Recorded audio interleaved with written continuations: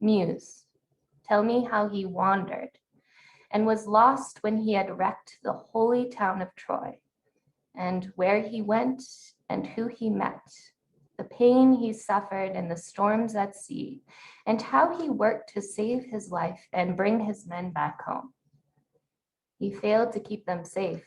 Poor fools, they ate the sun god's cattle, and the god kept them from home. Now, goddess, child of Zeus, tell the old story for our modern times. Find the beginning. And that was an excerpt from Emily Wilson's translation of the Odyssey by Homer. Morning music. And now morning music. Oh, let me bring the stand as well. Give me one more second. Sorry.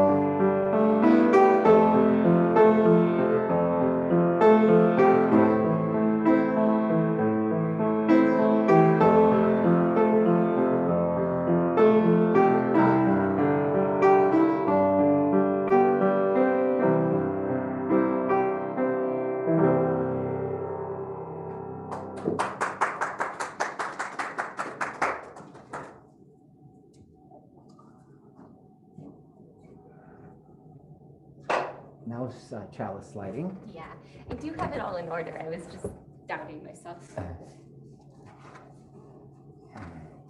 Will you do the actual lighting? Yeah, I'm very happy to. Thank you. Sorry. No more. I have bumbled through life, making mistakes, hurting people, messing up. And yet salvation follows me, loyal and unconditionally loving. Kate Landis from My Faith Keeps Showing Up for Me. And does anyone have any joys and concerns? joys and concerns. I'll go. My mom is kind of teetering on the edge of being able to function at home with safety and mobility issues. And I would just like to light a candle for her and my dad for their struggle. I meant to do this last week. I'd like to light a candle for the safety of all Asian Americans. Have great concern for those individuals in our country. And I'd like to add a joyful note that maybe we already said this, but our daughter-in-law, Gabriela, is going to be able to come with Doug this summer, and they've already bought their tickets. So we are happy, happy, happy.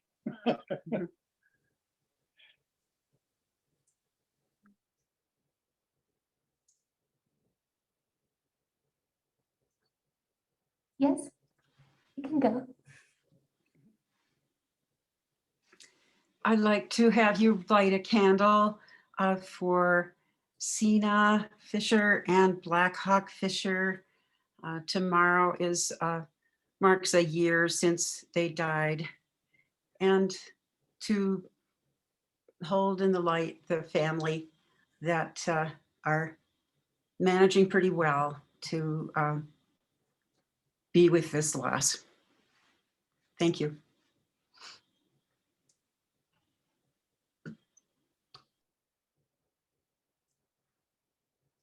I'd like to light a candle. That's very echoey. Okay, I'd like to light a candle because I can't do that. Sorry, echo. I'm gonna try plugging this in and see if that helps. Would you hold the candle? Yeah.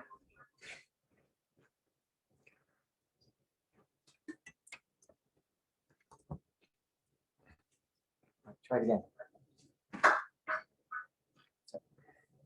Sounds like it's still echoey. Oh, sorry. Try again. Nope.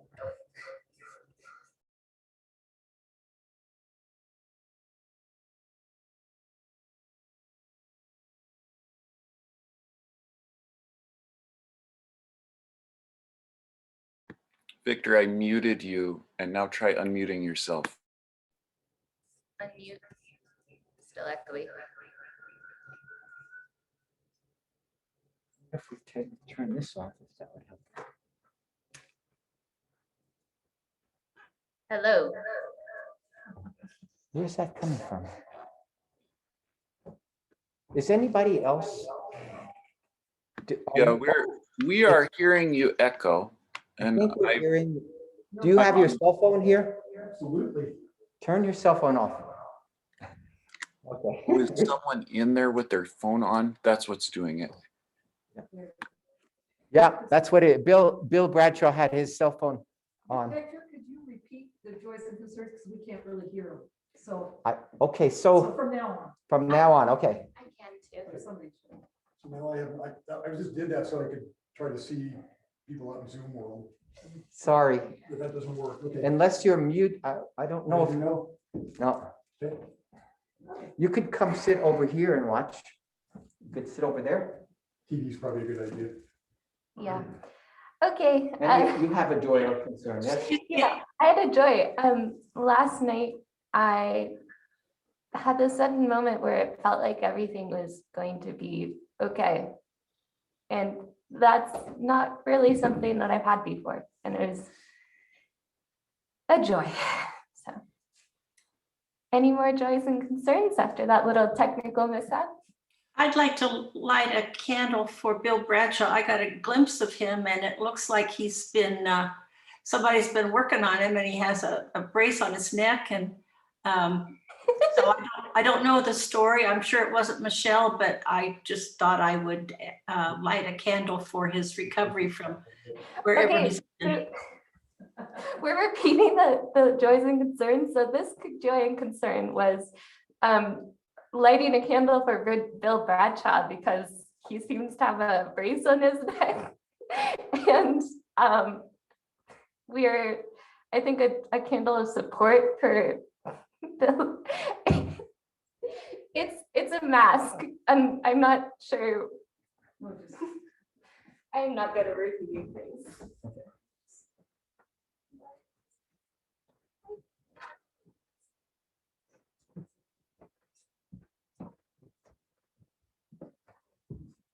I would ask Victor to light a candle for the joys of mockery. Okay. And for Mohawks. It's all in good fun.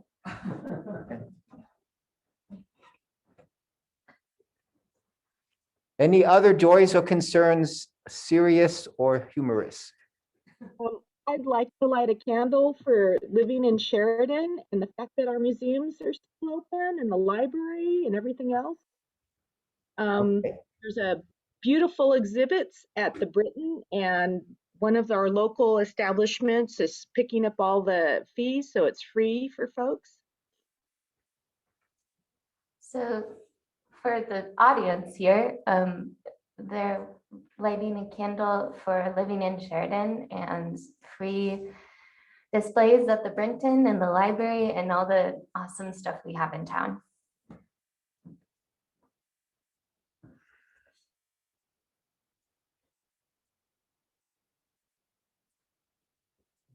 We'll light a final candle. And one last candle for all joys and concerns left unspoken. Thank you, Victor. All right. And now the story for all ages. Once there was a young girl. This girl lived alone in the desert, and she was much troubled by the monsters around her. These monsters took many forms, rathers and wolves and men, for monsters can walk on 2 legs or more, and the girl knew well the many faces of evil. And she was sore afraid of the night, for this was when the monsters would gnaw the edge of her home and call her name. And one night, in her pain and fear and loneliness, she set a fire. She stoked it high, first with all the kindling she had, and then with her home, and then with the clothes off her back. And the fire burned up the monsters, and when morning came, it still burned. She said to it, "Your purpose is served, please go." And the fire did not listen, and it tried to devour her as well. But the girl was strong and canny, and though the fire scarred her, it did not kill her. And she ran for miles and miles, bleeding and charred and weeping, for she saw the destruction her fire had wrought. Presently, she came to a village.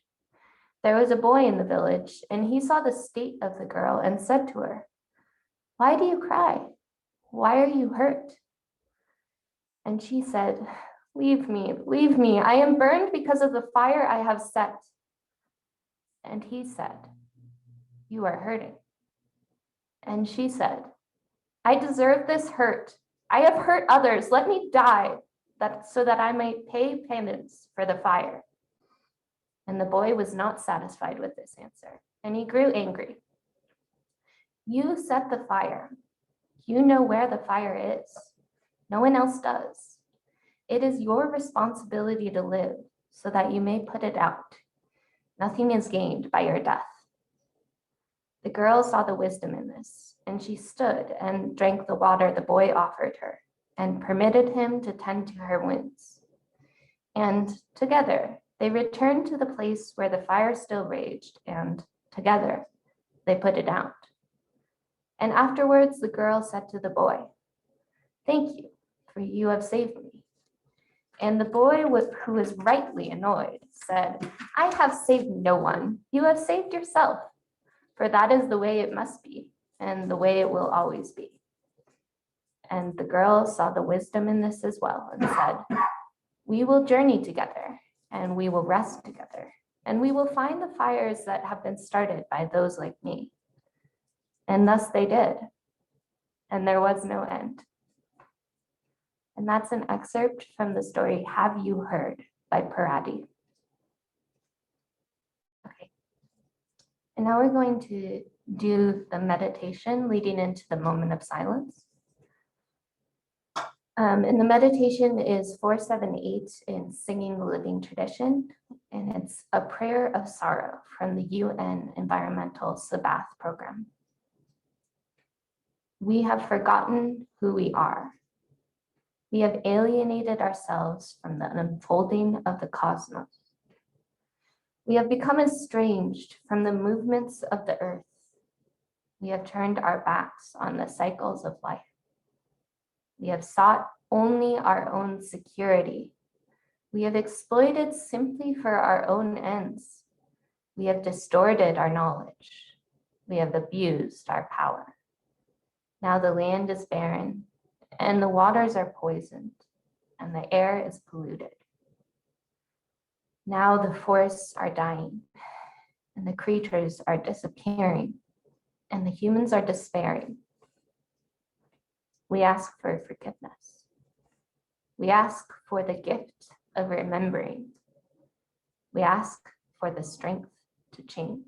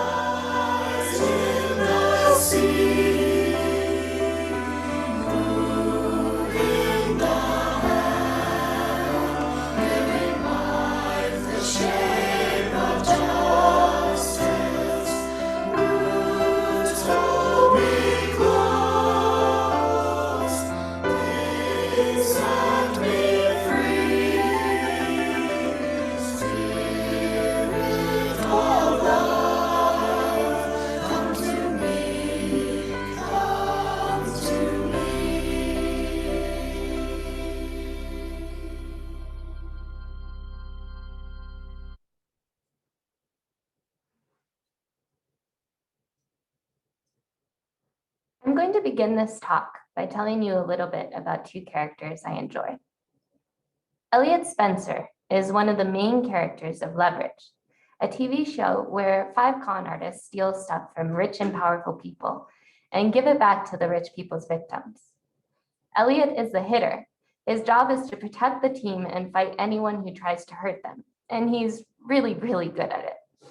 He's also a professional level chef, plays guitar, and knows how to do basically every sport. Maedhros is one of the main characters of the Silmarillion, which is the backstory of the Lord of the Rings universe.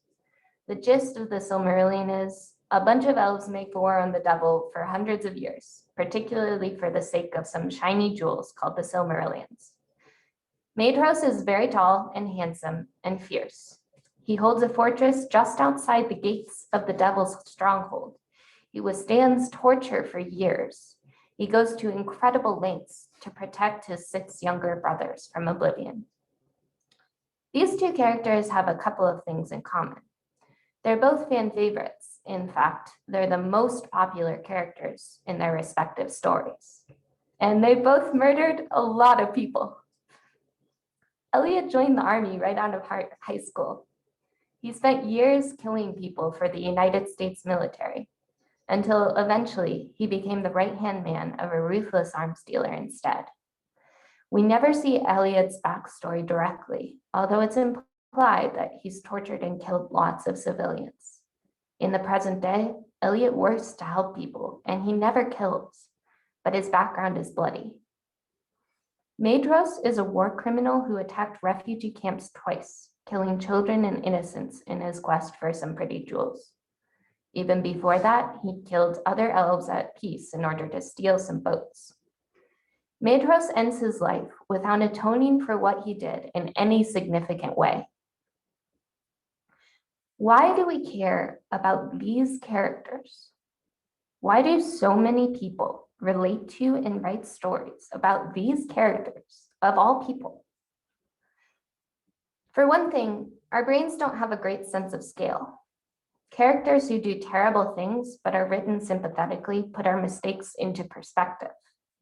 If other characters can still care about Elliot Spencer after everything he's done, then maybe even our worst lapses and our worst impulses are forgivable.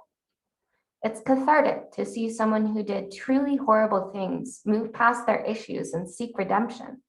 And it's safe because it's all fictional. But it can't be as simple as just murderers put everything in perspective. Emperor Palpatine from Star Wars, for example, is not a particularly popular character. He's certainly a mass murderer. His death toll has to be in the billions, but very few people care about him. I checked one of the most popular fan fiction archives, and as of March 20th, 2021, only 0.9% of all stories based on Star Wars feature Palpatine at all. Darth Vader, aka Anakin Skywalker, on the other hand, is in 11% of all Star Wars stories. He's the second most popular character in the original trilogy after Obi-Wan. Anakin betrays his family, kills an entire temple full of innocent children, and becomes a warlord who destroys an entire planet. But people care about Anakin.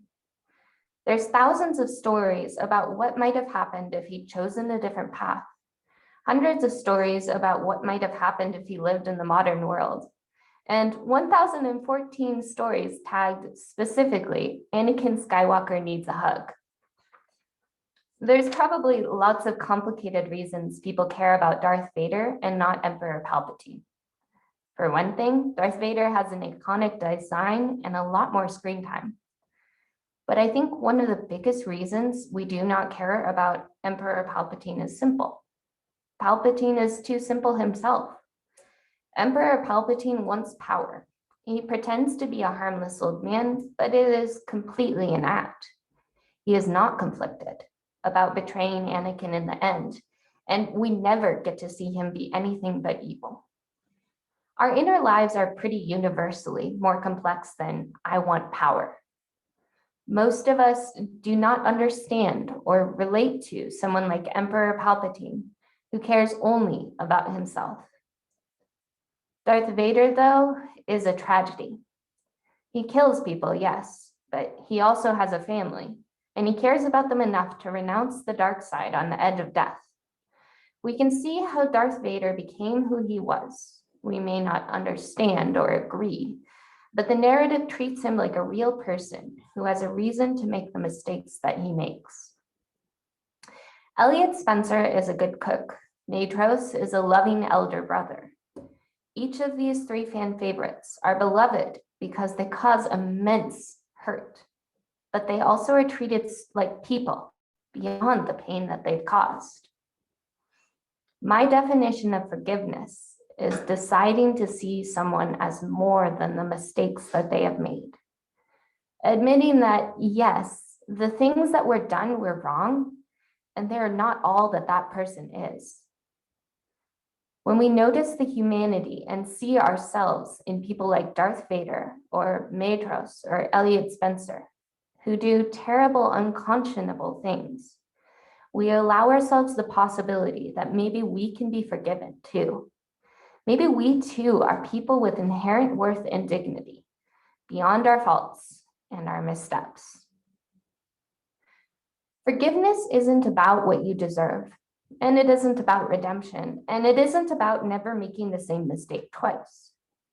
Forgiveness is a breathing creature and has nothing to do with ultimatums and perfection. In fact, I'd say ultimatums are pretty much the opposite of forgiveness. When I give myself an ultimatum, I freeze, browsing social media in an avoidance tailspin. My flaws seem insurmountable, so I don't look at them. To forgive something, you have to know and see what you're forgiving. When you refuse to confront or be aware of a mistake, or if you deny that it was a fault at all, you are ignoring a piece of what makes you the complex human being you are. Whether you pretend it's not a mistake or you freeze in guilt, you often end up identifying with a flaw, making it something you can't move past. Usually I escape my avoidance spirals by writing a letter to my therapist. The letter might be full of self-hatred and annoyance, and it doesn't fix whatever I'm struggling with. But it reminds me that I'm not just my issues, and it forces me to think about why I'm doing what I'm doing. I escape avoidance tailspins by confronting my flaws and forgiving myself for not being perfect. People change. They're complicated and they aren't one frozen state of being forever.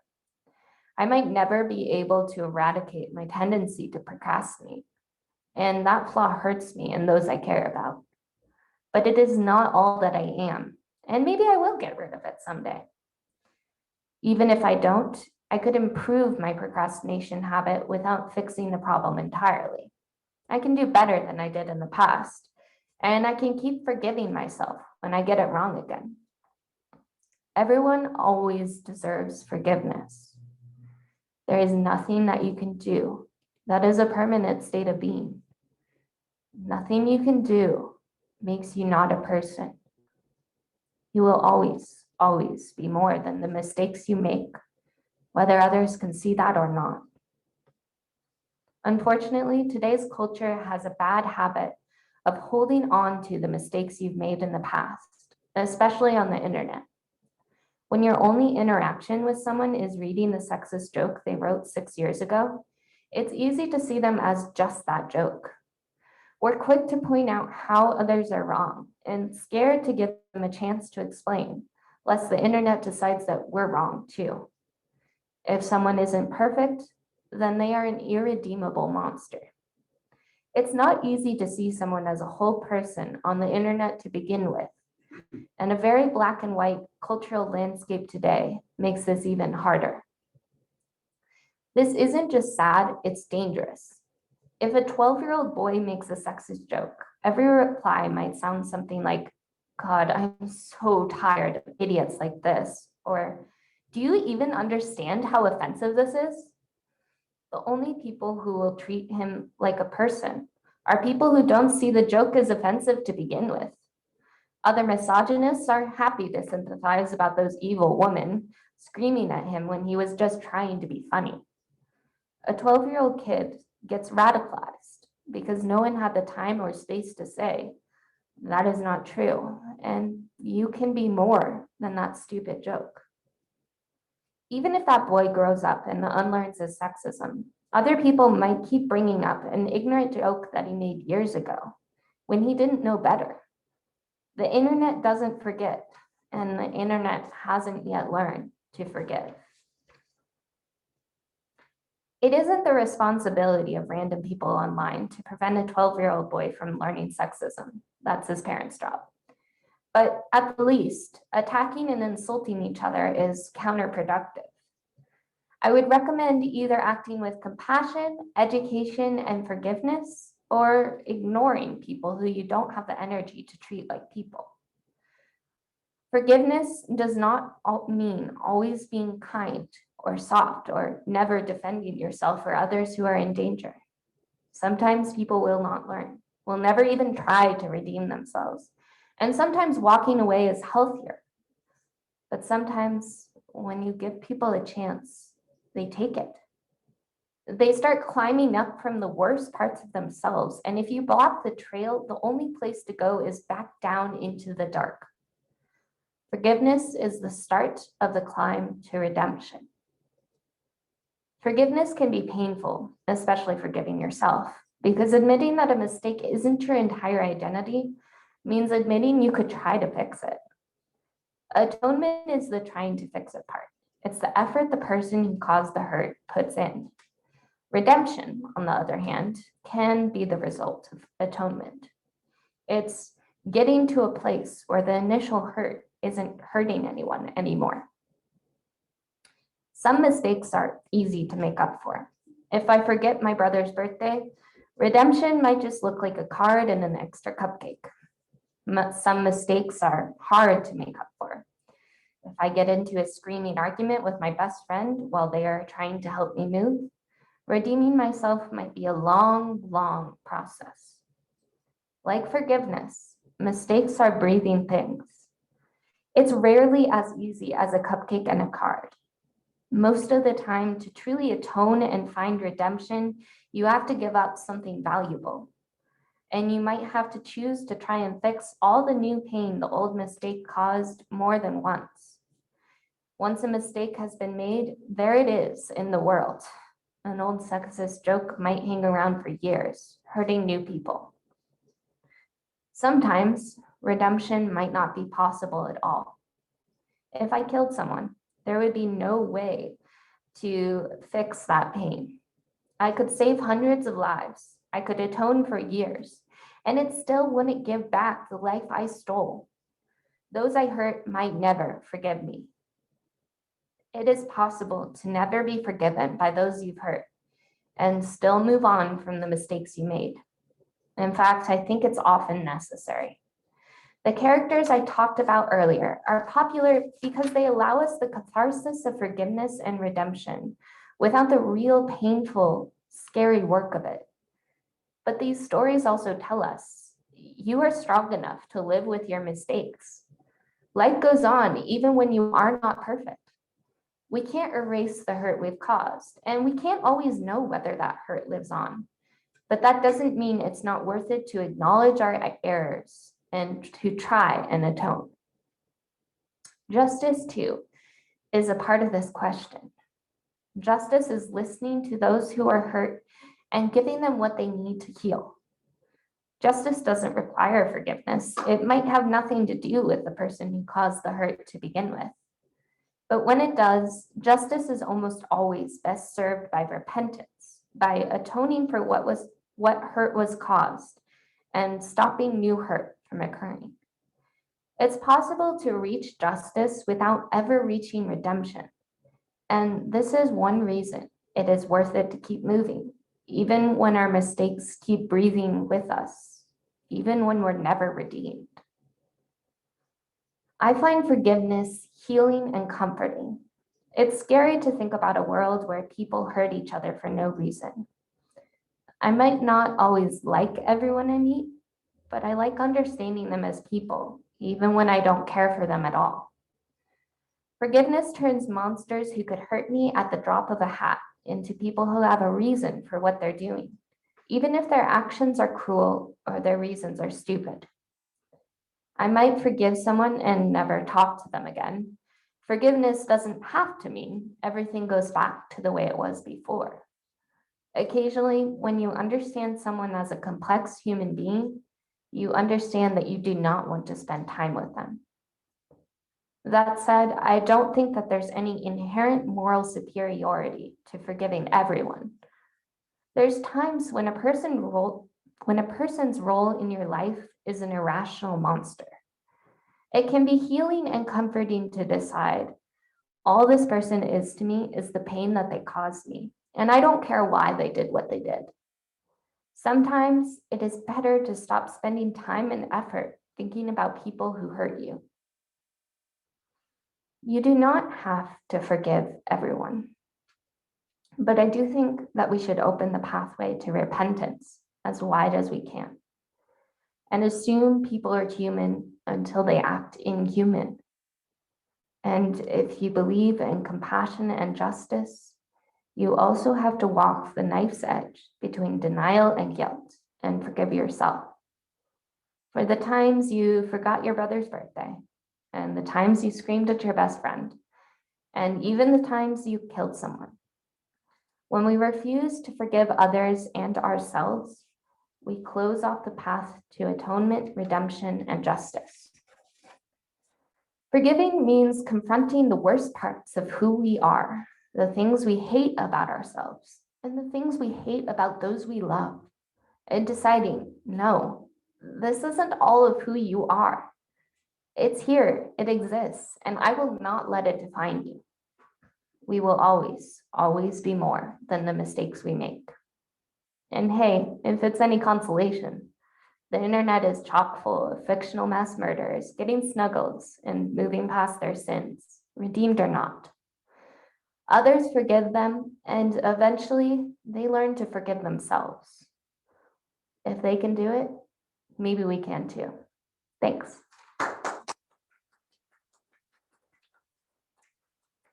It's time for him.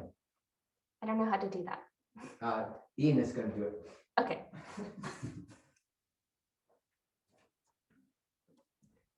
If you're here and you want to sing along, it's number 311. Let it be a dance. Which one is it? 311. 311.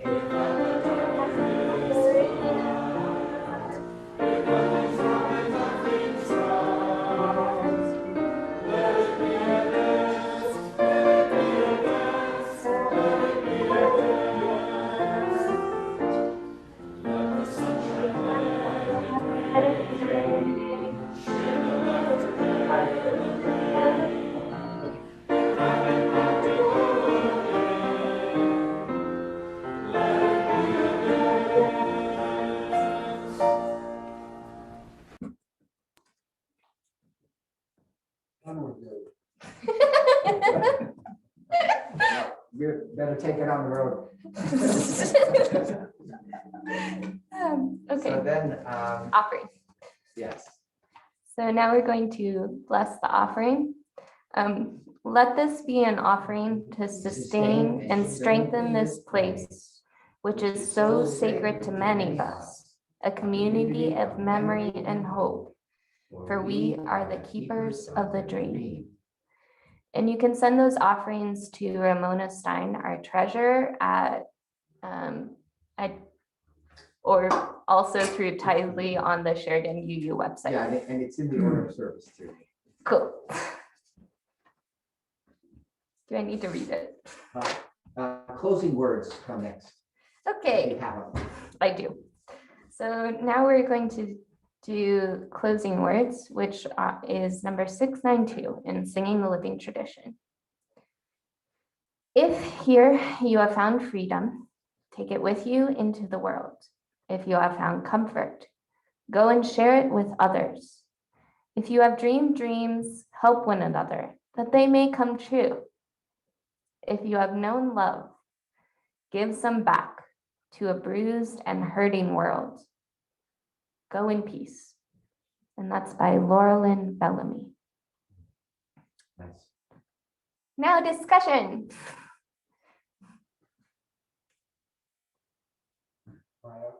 Mhm. I thought it was very good that you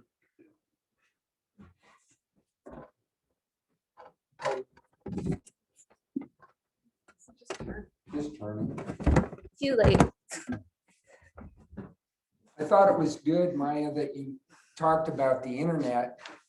I think that that has fundamentally changed this idea of forgiveness and actually made things a lot more difficult. In the past, people were able to move on, and the internet makes it very easy to hold on to stuff, good stuff and bad stuff. Can you just swivel it? Will it pick Probably. people up from a distance? It might, You but try that. I don't mind doing the mic issue here. Go for it. Let's see. Yeah, we can see you. Your response to your dad? I've spent a lot of time on the internet as someone who pretty much grew up with it. And I found this culture in real life places too, sometimes the shame culture where one thing wrong and you're out, you're just gone from the community. And my college experience was like that a lot, but I think the omnipresence of the internet makes that even harder because it's not just, okay, you go to a particular town in Massachusetts and that's how it is. It's everywhere and there's no escaping it.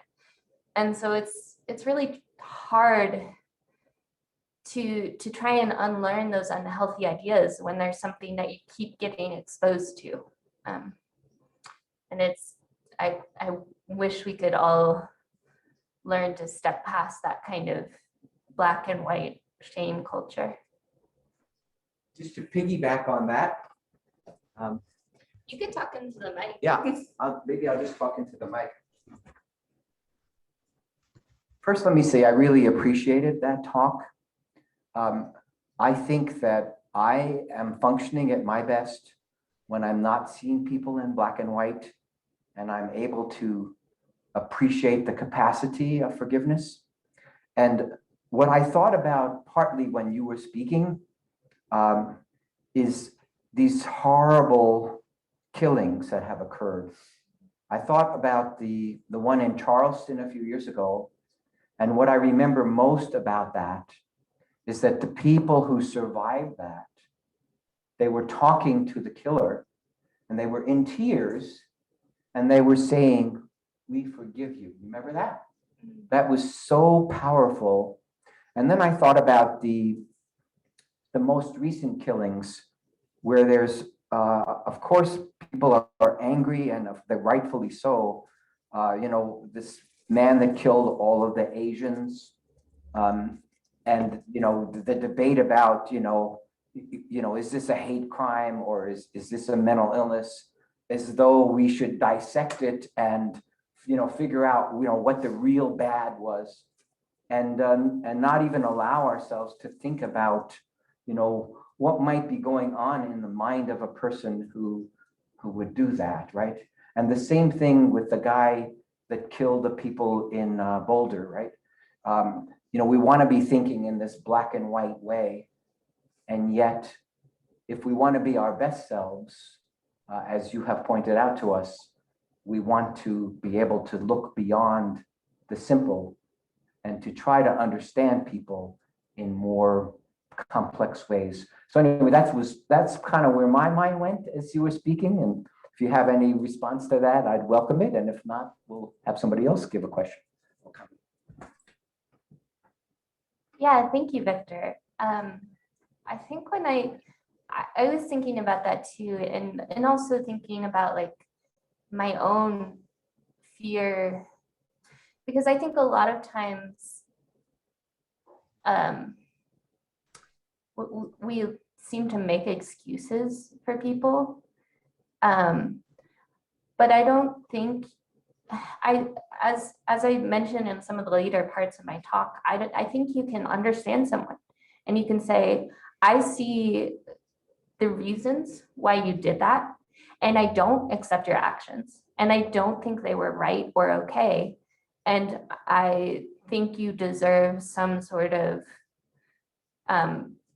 justice. And maybe we can't get there because the people are not even willing to walk the path to redemption or towards justice, but we can still forgive them and say, that does not mean I accept you.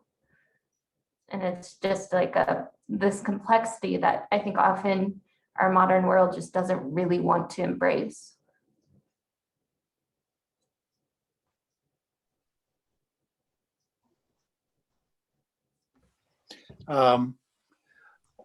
What you just said, Maya, brought to mind dealing with children, with kids or grandkids or whatever. And you say, I love you dearly, but your behavior is totally unacceptable. And we need to deal with that. I think that, it's really hard, and it's a step up in terms of what we're talking to now, in that if you're talking to a skinhead who just did something awful, if you're talking about the last president, you say, would you take a bullet for him? He's a human being.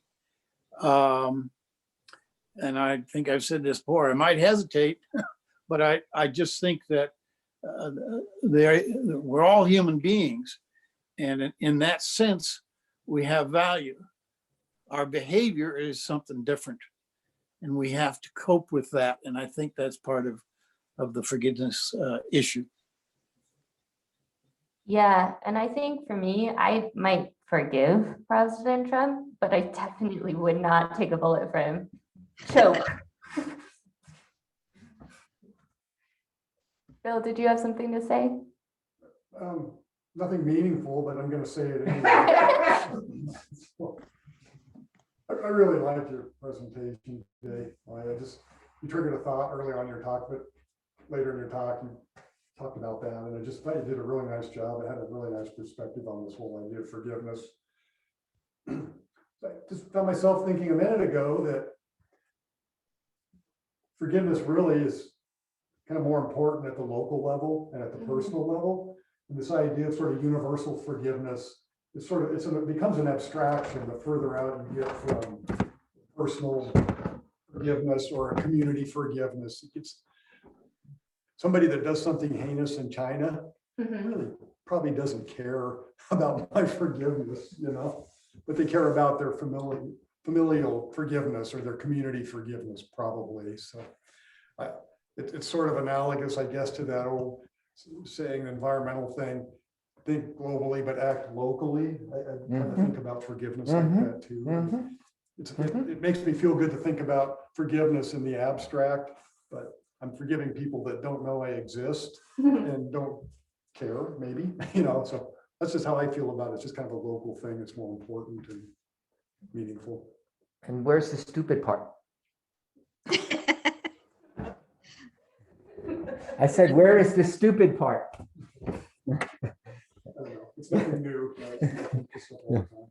Go ahead, Maya. Yeah, I think I mostly just like agree with you and agree that forgiveness is really important on the community level and on the personal and interpersonal level. But then when you get further out, it's like, and maybe that's one of the reasons why the internet is so hard, because it's kind of this combination of the theoretical and the entire world and everything being vast, and also these one-on-one interpersonal interactions with other real people. And it's really hard to like hold both those ideas together and somehow live with them both. I'd like to say something. Maya, I really appreciated how you used fictional characters, and I love Elliot from Leverage. His complexity is just amazing. It's been a long time since I've read Silmarillion stuff, or Star Wars and the Star Wars characters. I think that's just wonderful how you took fictional characters and wound them into how we care or don't care about complex human beings and how we forgive or don't forgive them. I would also really like to compliment you. You've done tremendous work to be so far in your process of self-forgiveness at such a young age. That's something I will struggle with my entire life. And I commend you for working so hard on that process already in your life. It's amazing. But your talk just resonated on so many levels, and I really, really appreciate it. Thank you so much. I'd say that I'm lucky to have the time I've had to, and the people around me supporting me that I've had to work on self-forgiveness. And I have a lot of really smart friends. And also I read a lot of fan fiction about forgiveness and spent a lot of time thinking about it. And that's why I started the way I did, because I think a lot of the stories that I read at their heart are really about the catharsis of seeking out forgiveness and seeking out a way to redeem our actions. And in the safe fictional world where it's possible to do that without really risking hurting anyone more.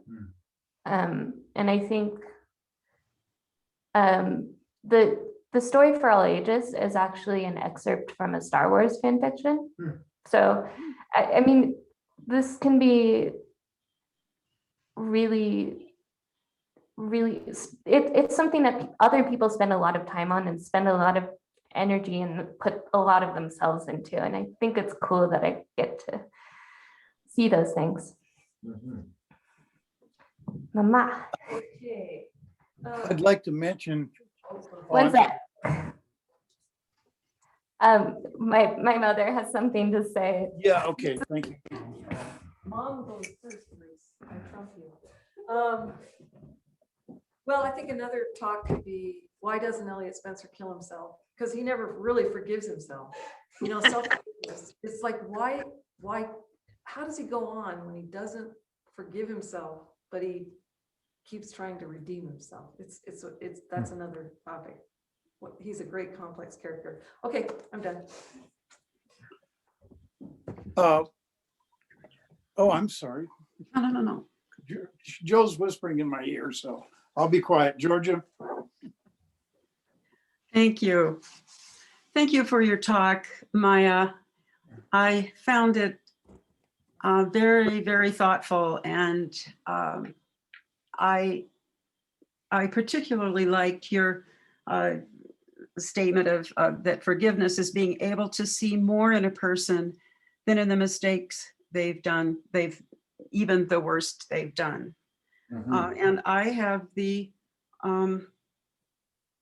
very sad experience of having a local experience to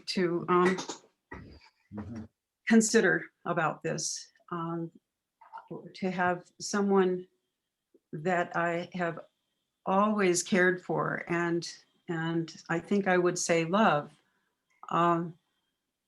kill two people that are very dear to me. And I have not, with the court system that we have, the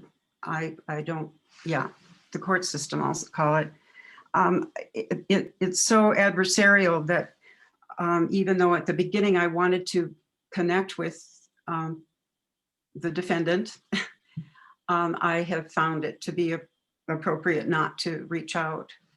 And a lot of the people that are survivors of this trauma are very involved with the internet, and they have a very different view. They're much more black and white about this. And I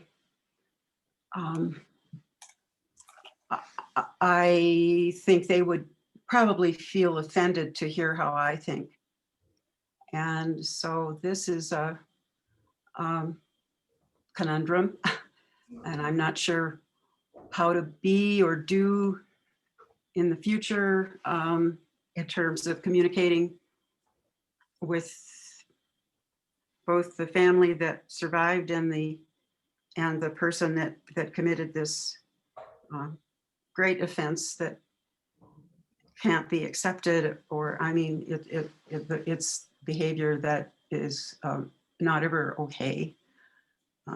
So thank you for stepping into this and trying to look at all, talking about it from a lot of different perspectives. Appreciate it. Yeah, and it's so hard when on top of like all the pain you're suffering for just existing in this world and the terrible things that can happen, you have this additional pain of people telling you that the way that you feel about it is wrong, or that you're not allowed to have complex feelings about it. You have to be either black or white, and that's it. And it's just like, it's really, really painful to not be heard and to be told that on top of everything else, the way you're feeling about it is not right either. And I'm sorry. Is it okay, Joe? Okay.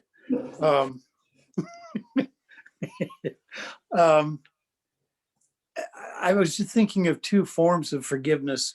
One is asking for forgiveness, and one is offering it. And the example, as you know, a lot of my stuff from NAM is around this. And one is the asking for forgiveness. I went to a Native American sweat called the Day of the Howling Dog. And it had to do with the warriors coming home from war.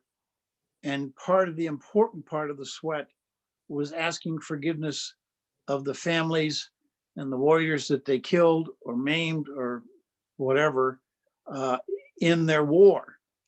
It was asking forgiveness for having done such things. The other is my awareness that many Nam vets have gone back to Vietnam, and some have met up with the Viet Cong or whatever warriors that were on the other side, and have forgiven each other, have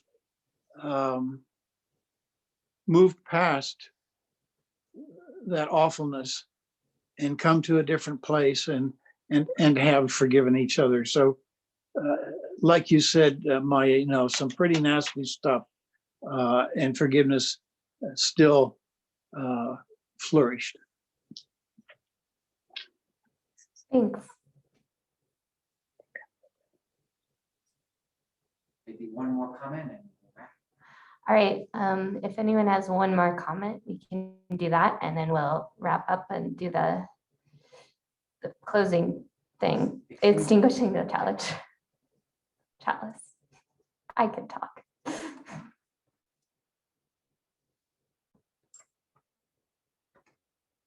Looks like maybe we're ready. We extinguish this flame, but not the light of truth, the warmth of community, or the fire of commitment. These we carry in our hearts until we meet again. Thanks. Thank you, Maya. That was lovely. Very wonderful. Yeah, nicely done.